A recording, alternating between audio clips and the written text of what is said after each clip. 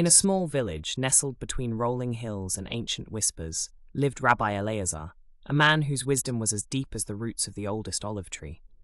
People from far and wide came to seek his guidance on matters both mundane and profound.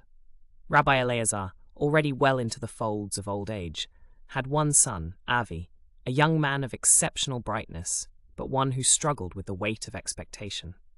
One clear morning, as the dawn peeled back the curtains of night, Rabbi Eleazar summoned Avi to his study, a room lined with sacred texts and the quiet flicker of candlelight. "Avi," he began, his voice both stern and loving, "it is time for you to embark on a journey of your own understanding, to find the light of Ein Sof, the infinite. Only through this quest will you truly become ready to lead and teach others." Though confused, Avi agreed.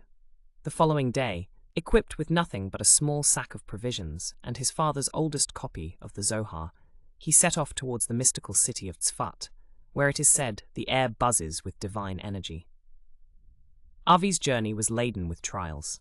In one village, he met an old woman, Miriam, who was scorned by her neighbors for her son had left and never returned. Despite their cold shoulders, Miriam treated Avi with kindness, sharing her scant food and offering him a corner to sleep. Avi, moved by her plight, decided to stay for a few days and helped her mend her home and garden, all the while engaging in deep discussions about faith, forgiveness, and the vast cycles of life and suffering. Leaving Miriam's village, refreshed and richer in spirit, Avi continued his journey. Upon reaching Tzfat, he was swept away by the throngs of learners, artists, and mystics, each absorbed in their quests for closeness to the divine. He studied there among them, learning the intricate paths of Kabbalah, delving deeper into the mysteries of the Sephirot, emanations that reveal the divine manifestation. Months passed, and Avi's understanding grew, yet something eluded him still, a sense of true peace. The light of Ein Sof he sought seemed just beyond reach. One evening, sitting atop a hill overlooking the ancient city, while the sky turned from orange to a deep twilight blue, Avi opened his father's Zohar. As he read, the winds seemed to whisper between the lines, and for a moment the world appeared to him as a flowing tapestry of light, each thread a life, each color a story. It was then a strange old man approached him, his eyes twinkling with a hidden mirth. "You seek the infinite," he said, "but do you understand what you seek?" Avi shook his head, frustration lining his features. The old man smiled, sitting beside him.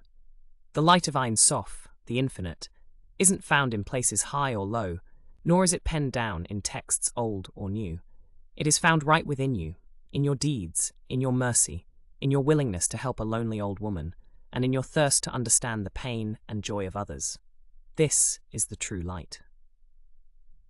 With these words echoing in his heart, Avi realized that his journey was not just toward a place, but within himself. He stayed in Tzfat for the winter, then made his way back to his home, carrying not just the Zohar, but a heart aflame with understanding. Rabbi Eleazar, who had waited patiently, saw the change immediately. He saw it in his son's eyes, in his gentle manner, and in his wise words. One evening, Rabbi Eleazar asked Avi to lead the Shabbat service. Avi agreed, sharing stories of his journey, teaching the congregation about the light within each act of kindness, each moment of learning, and each offering of forgiveness. Thus, Rabbi Avi became a beacon of wisdom, not just because he sought the light of Ein Sof, but because he had found it within and shared it without.